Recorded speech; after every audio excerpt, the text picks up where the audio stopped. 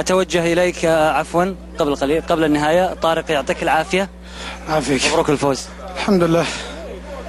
كيف كانت المباراة بشكل كامل؟ والله كانت مباراة طبعا صعبة. الفوز فيها يخلينا نلعب مباراة سباباتري في إيران بأكثر أريحية.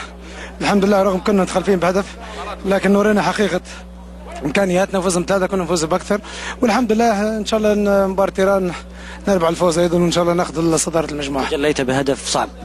والله الحمد لله، تعرف واحد من ضياع البطولة وضغط نفسي كبير على اللاعبين، الحمد لله قدرنا نجاوز الشيء هذا وقدرنا نفوز اليوم.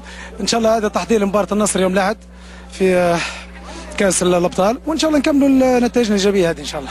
طارق، كان في مناوشات بينكم في الملعب انت وحسني، يعني كان في مناورات بينكم تحسبون على بعض كم واحد يعدي الكوره؟ والله لا بالعكس، تعرف منافسه شريفه داخل الملعب، بالعكس بعد المباراه سلمنا لبعض وتسلمنا لبعض، كل شيء يحدث داخل الملعب، ما هي الا كره قدم 90 دقيقه، وبالعكس احنا اخوان ونادي الاهلي يعتبر نادي شقيق، والحمد لله، وهذه كره القدم.